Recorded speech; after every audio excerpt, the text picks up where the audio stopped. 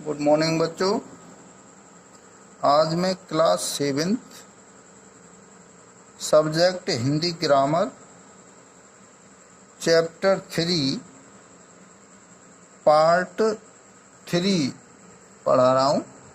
तो हम यहाँ पर हमारा जो पाठ था वो शब्दों के भेद चल रहे थे और ये 4 हमने आधार बताए थे। तो 3 आधार हमने पहले बता दिए हैं और अब ये चौथे आधार पर हम चलेंगे। तो चौथा आधार है अर्थ के आधार पर शब्द के भेद। ये पेज नंबर 13 पे है। तो आइए आप देखते हैं अर्थ के आधार पर शब्द के भेद। तो कितने भेद होते हैं? अर्थ के आधार पर शब्द के 4 भेद होते हैं। अर्थ के आधार पर शब्द 4 प्रकार के होते हैं। पहला है एकार्थी शब्द। पहला एकार्थी शब्द। दूसरा है अनेकार्थी शब्द।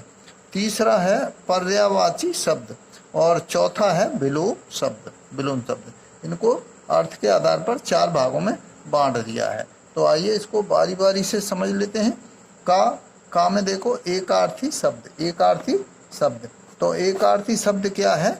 एकार्थी शब्द में आप देखेंगे तो देखिए जिन शब्दों का केवल एक ही निश्चित अर्थ होता है वे एकार्थी शब्द कहलाते हैं। जैसे माता, दिल्ली, समुद्र, नमस्ते आदि। तो ये थे आपके एकार्थी शब्द। इनका एक ही अर्थ निकलता है।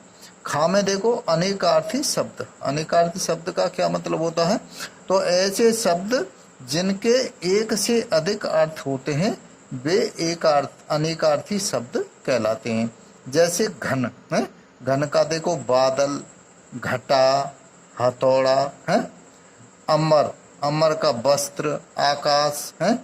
तीर का किनारा, बाण। उत्तर का जवाब, दिशा।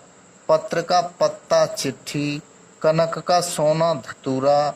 सुर का देवता, स्वर और ताल है।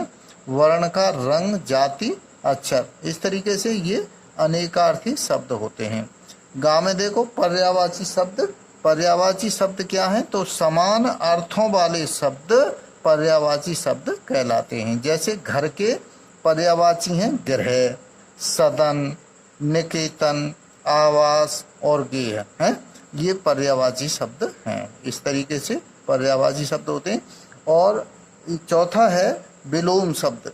तो विलोम शब्द क्या है? जो शब्द किसी शब्द का विपरीत अर्थ देते हैं वे विलोम शब्द कहलाते हैं। जैसे सुख का दुख है। सुख का दुख। अंदर का बाहर, जय का पराजय आदि है।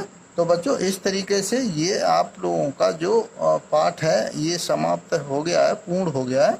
और चौथे वीडियो में हम अभ्यास की ओर चलेंगे, अभ्यास बताएंगे। So thank you.